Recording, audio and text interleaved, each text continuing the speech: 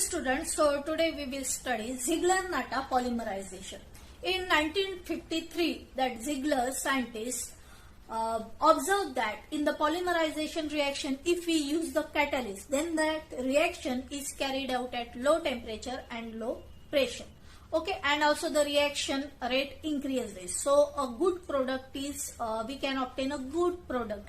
Means एक अच्छा खासा high density polymer, जो हाई लिनियर चेन पॉलीमर है वो ये प्रोसेस से means with the help of catalyst अगर पॉलीमराइजेशन की प्रोसेस परफॉर्म करते हैं तो मिलता है. ठीक है. So in 1954 that Natta carried out that reaction and he got that product. Okay, तो किस तरह से ये रिएक्शन पॉलीमराइजेशन की परफॉर्म की गई, कौन सा कैटलिस्ट यूज किया गया, वो अभी हम देखेंगे. Let us see. और तो इसमें दो मैकेनिज्म है. Let us see first mechanism, bimetallic mechanism by Natta. Okay, catalyst was used, that catalyst was titanium trichloride and this is triethyl aluminium. इनका कॉम्प्लेक्स जो है वो ये प्रोसेस में यूज किया गया है. नाउ पहले हम समझ लेंगे ये कैटलिस्ट के बारे में. TiCl3 किस तरह से डिसोसिएट होता है. तो TiCl3 जो है वो डिसोसिएट होता है, दिस इज Cl2, यहाँ हम लिखेंगे Cl2Ti एंड Cl माइनस. ठीक है. So this is Cl3Ti. Cl minus के ऊपर नेगेटिव चार्ज रहेगा और ये जो स्पीसीज है उसके ऊपर पॉजिटिव चार्ज रहेगा. देन एल्यूमिनियम और ये ट्राइइथाइल, तो हमेशा एल्यूमिनियम मेटल जो है वो पॉजिटिव चार्ज लेगा और C2H5.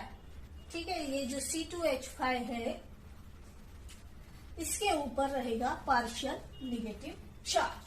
तो ये जो C2H5 है हम ऐसे CH2 CH3 पार्शियल निगेटिव ऐसे भी लिख सकते हैं. ठीक है. तो ये हो गया कैटलिस्ट के बारे में, वो किस तरह से डिसोसिएट होते हैं. अभी हम प्रोसेस देखेंगे कि किस तरह से प्रोसेस होती है. सो जो दो कैटलिस्ट है, ठीक है, ये जो दो कैटलिस्ट है वो देखो हम किस तरह से लिखेंगे. इस तरह से ये Cl माइनस, ठीक है, Cl माइनस जो है और उसका जो आधा पार्ट है Cl2Ti जिसके ऊपर पार्शियल पॉजिटिव चार्ज है. देन ये जो दूसरा कैटलिस्ट है Al. ठीक है, दूसरा कैटलिस्ट क्या है Al, और वो जो कैटलिस्ट है वो हम ऐसे C2H5 यहाँ क्या लिखेंगे C2H5 और एक जो C2H5 है वो एक C2H5 हम इस तरह से दिखाएंगे CH2 CH3. ठीक है, ये हो गया CH2 CH3. तो इसके ऊपर पार्शियल पॉजिटिव चार्ज है और एक ग्रुप जो अलग हो गया उसके ऊपर पार्शियल निगेटिव चार्ज देंगे. ठीक है. नाउ ये दो कॉम्प्लेक्स एक दूसरे के साथ कैसे अटैच होंगे, दोनों के बीच में पॉजिटिव निगेटिव की इस तरह से बॉन्डिंग है. निगेटिव और ये पॉजिटिव एंड, इसे थोड़ा हम इस तरह से दिखा सकते हैं. This is CH2 and partial negative. ठीक है. तो इस तरह से ये दो कैटलिस्ट एक दूसरे के साथ अटैच है. फिर पॉलीमराइजेशन की प्रोसेस में इनिशिएशन की स्टेप पहले होती है. इनिशिएशन, ये इनिशिएशन की स्टेप में क्या होता है, हम अभी जो मोनोमर ऐड करेंगे वो प्रोपीन है, मतलब CH2 डबल बॉन्ड CHR, ये मोनोमर हम लोग ऐड कर रहे हैं. तो ये जो है इलेक्ट्रॉन यहाँ आ जाते हैं ये कार्बन के पास और इसे पार्शियल निगेटिव बनाते हैं और ये जो एंड है वो है पार्शियल पॉजिटिव एंड. ठीक है. तो पहले हम लोग ये जो है स्पीसीज एज इट इज यहाँ लिख देंगे. ये जो है Cl डेल्टा माइनस और उसे अटैच है Al. ठीक है, एज इट इज लिखेंगे. ये जो है Cl2Ti को भी एज इट इज लिखा है विथ पॉजिटिव चार्ज. ठीक है. Al को जो अटैच है, Al जो है वो C2H5 जो है वो भी ग्रुप हम एज इट इज लिखेंगे. ठीक है, Al C2H5. अभी यहाँ जो Cl2Ti है उसे हम ये जो निगेटिव एंड है वो अटैच करेंगे. निगेटिव एंड कैसे है CH2 CH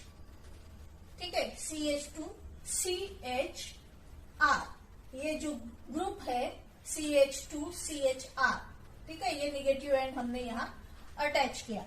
और CH2CH3 कहाँ गया, वो ये कार्बन को अटैच हो जाता है।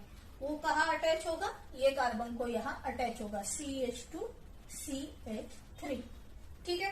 तो इस तरह से अभी ये जो कार्बन है वो क्या करेगा, ये Al को अटैच हो जाएगा, क्योंकि ये जो है इसके ऊपर पॉजिटिव चार्ज है, ठीक है। और ये क्या करेगा, कार्बन इसे अटैच होने की कोशिश करेगा। सो नेक्स्ट स्टेप में क्या होगा, नेक्स्ट स्टेप में फिर से हम लोग एज इट इज लिखेंगे, ये जो Cl है वो एज इट इज लिखा, partial negative charge, Al C2H5 2, ये भी एज इट इज हम लोगों ने लिख दिया, पार्शियल पॉजिटिव चार्ज। इधर ये साइड में कौन है, Cl2Tr, ठीक है, वो भी एज इट इज लिखा, पार्शियल पॉजिटिव चार्ज। और यहाँ जो है ये CH2CHR, ठीक है, ये CH2CHR और उसे अटैच है CH2CH3।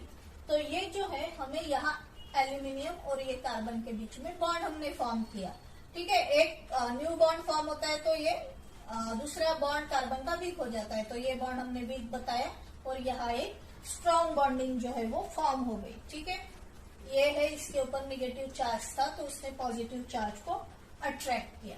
बाकी जो स्ट्रक्चर है वो हमने एज इट इज लिखा। तो ये क्या हो गया कि ये स्टेप में प्रोटीन का जो मॉलिक्यूल है वो चेन में इंट्रोड्यूस हो गया। अभी हम देखेंगे कि प्रोपोगेशन में क्या होता है, और एक न्यू मॉलिक्यूल जो है वो हमको ऐड करना है इन प्रोपोगेशन। सो प्रोपोगेशन में क्या होगा, प्रोपोगेशन में और एक जो है molecule CH2 double bond CHR, ठीक है, और एक प्रोपेन का मॉलिक्यूल हम ऐड करेंगे तो हमको क्या स्ट्रक्चर मिलेगा। फिर से हम लोग ये जो Cl माइनस डेल्टा माइनस है वो एज इट इज ड्रॉ करेंगे। Al जो है C2H5 वो भी एज इट इज ड्रॉ करेंगे, ठीक है, ये Al C2H5 2 है, ये एज इट इज ड्रॉ किया है। और यहाँ ये साइड में जो है Cl2Ti वो भी एज इट इज ड्रॉ किया है, डेल्टा पॉजिटिव। और यहाँ जो बॉन्ड है CH2CHR वो भी एज इट इज लिखा है। और ये जो है पार्ट, यहाँ हम लोग और एक ये प्रोटीन का मॉलिक्यूल जो है, इसका ये निगेटिव एंड है, इसका ये पॉजिटिव एंड है, वो यहाँ अटैच करेंगे, ठीक है। ये CH को अटैच करेंगे तो CH2CHR मिलेगा, ठीक है, न्यू मॉलिक्यूल यहाँ इंट्रोड्यूस किया है। और ये जो CH2CH3 है वो भी एज इट इज यहाँ सेकेंड कार्बन एटम को यहाँ CH2CH3 हम लोग अटैच कर देंगे, ठीक है। तो इस तरह से नंबर ऑफ मॉलिक्यूल्स यहाँ ऐड होंगे, चेन प्रोपोगेट होती है। तो ये एक मॉलिक्यूल ऐड किया है और ऐसे नंबर ऑफ मॉलिक्यूल हम यहाँ ऐड कर सकते हैं। तो ये जब स्टेप फॉर्म होती है उसके बाद, ठीक है, यहाँ से भी एक बॉन्ड है, या जो बॉन्ड है वो इस तरह से ड्रॉ करेंगे। इसके बाद हम लोगों को चेन को टर्मिनेट करना है, ठीक है। चेन को टर्मिनेट करने के लिए CH3OH का यूज करेंगे।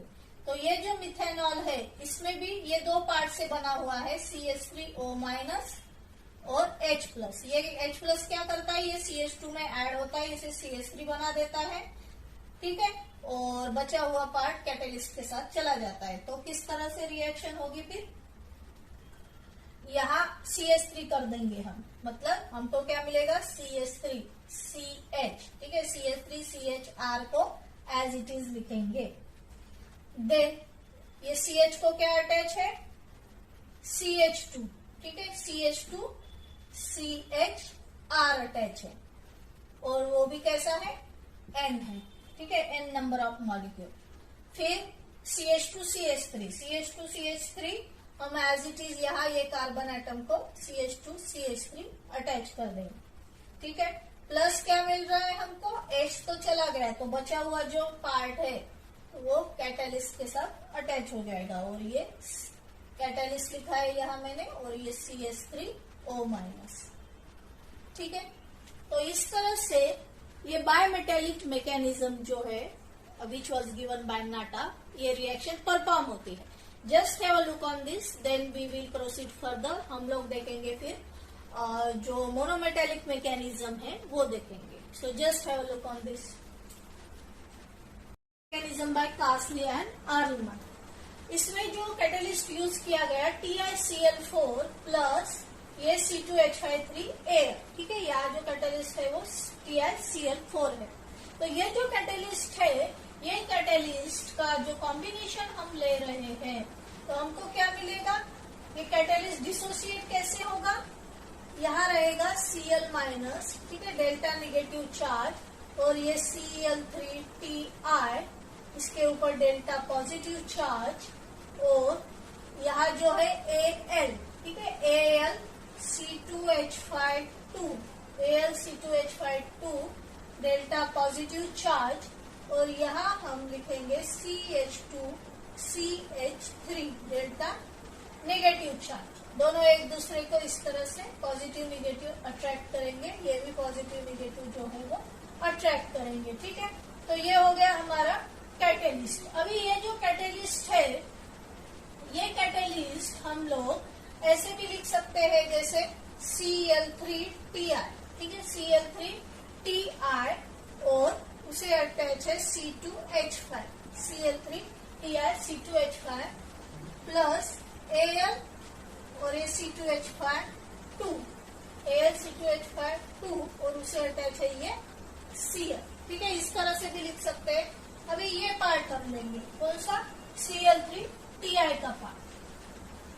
ठीक है, ये पार्ट यहाँ लिखती हूँ मैं, Cl3Ti, ये हो गया Cl3Ti, और उसे अटैच है CH2CH3।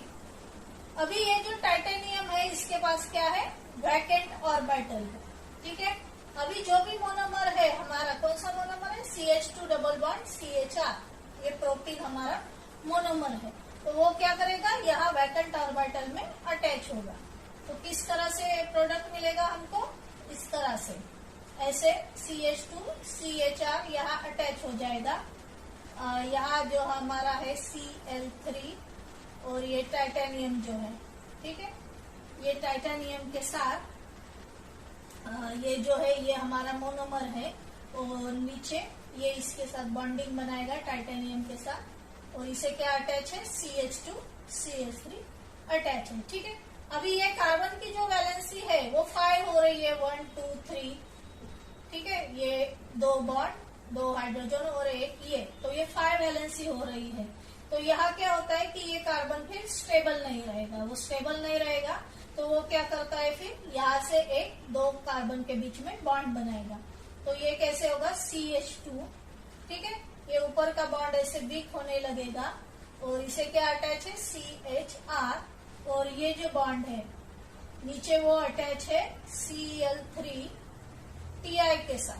ठीक है, Ti के साथ वो बॉन्ड अटैच है, यहाँ एक वीक बॉन्ड, और ये 2 कार्बन वीक बॉन्ड से ज्वाइन होंगे, मतलब इस टाइप का एक स्ट्रक्चर मिलेगा।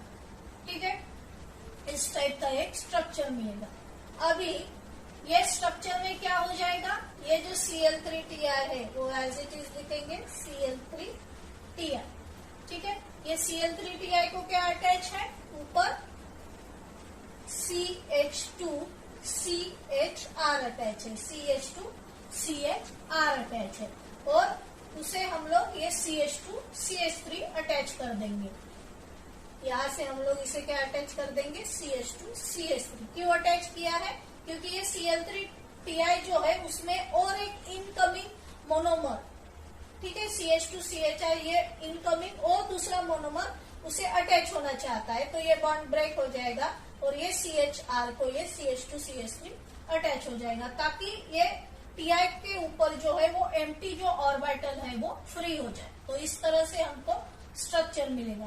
प्लस इसमें इनकमिंग जो मोनोमर है CH2CHR, वो आके किसी अटैच होना चाहता है, यहाँ टाइटेनियम के वैकेंट ऑर्बिटल में वो अटैच होना चाहता है। ठीक है, तो हमको क्या मिलेगा फिर? यहाँ हमको क्या मिलेगा, यहाँ हमको जो इनकमिंग है मोनोमर वो इसे अटैच होगा। तो किस तरह से स्ट्रक्चर मिलेगा, Cl3Ti को एज इट इज लिखेंगे, ठीक है। ऊपर से इसे क्या अटैच है, ये CH2 CHR CH2 CH3 attach है, ठीक है। और नीचे से फिर क्या अटैच होगा, ये मोनोमर अटैच होगा। इस तरह से ये मोनोमर CH2, ठीक है, मोनोमर जो है CH2 डबल बॉन्ड CHR, इसे यहाँ अटैच हो जाएगा। CHR, ठीक है, यहाँ जब अटैच होता है तो ये बॉन्ड से अटैच होगा और इसके पास वैकेंट ऑर्बिटल है, तो यहाँ डबल बॉन्ड नहीं लिखेंगे, सिंगल बॉन्ड। अभी सेम स्ट्रक्चर यहाँ ड्रॉ किया है, ठीक है, सेम स्ट्रक्चर ड्रॉ किया है। अभी क्या करेंगे कि और इनकमिंग मोनोमर जो है उनको आना है, ठीक है, उनको आना है। और मेनली वो Ti जो वैकेंट ऑर्बिटल है वो फ्री होना चाहिए ताकि इनकमिंग मोनोमर यहाँ से अटैच हो पाए। तो हम लोग यहाँ क्या लिखेंगे, ये Cl3Ti को एज इट इज लिखेंगे, ठीक है, ये Cl3Ti। अभी इसे हमने एज इट इज लिखा और बाद में ये जो CH2 CHR है वो यहाँ अटैच करेंगे। ये Cl2Ti को ऊपर क्या अटैच है, CH2 CHR अटैच है, ठीक है। फिर उसके बाद हम ये CH2 CHR फिर से वहां अटैच कर देंगे, CH2 CHR। और एंड क्या चाहिए, ये साइड चेन, तो CH2 CH3। तो इस तरह से स्ट्रक्चर मिलेगा, ठीक है। अभी यहां से और एक मतलब मोनोमर आके जो है वो अटैच हो सकता है। तो अभी हमको क्या स्ट्रक्चर मिला है, ये Cl3Ti CH2 CHR CH2 CHR CH2 CH3। और अगर इनकमिंग मोनोमर अभी आते ही जाएंगे तो हम लोग क्या लिखेंगे, ये Cl3Ti, ठीक है। और एक इनकमिंग मोनोमर सपोज अटैच हो गया CH2 CHR, ठीक है। और जो है ये incoming monomer CH2 CHR attach होते ही जाएंगे, तो यहाँ हम लिखेंगे N। और फिर से ये CH2 CHR ये यहाँ लिखा है, ठीक है, CH2 CHR। और आखिर की जो चेन है CH2 CH3 वो एज इट इज लिखेंगे।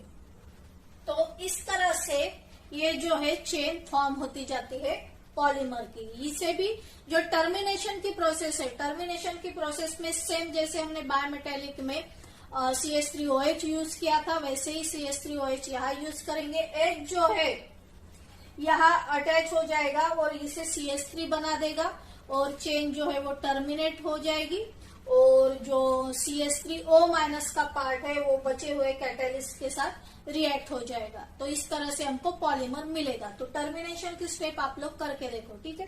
तो इस तरह से ये पॉलीमराइजेशन की प्रोसेस जो है वो चलती है और एक अच्छा पॉलीमर बनता है। Just have a look on this. So student, thanks for watching this video.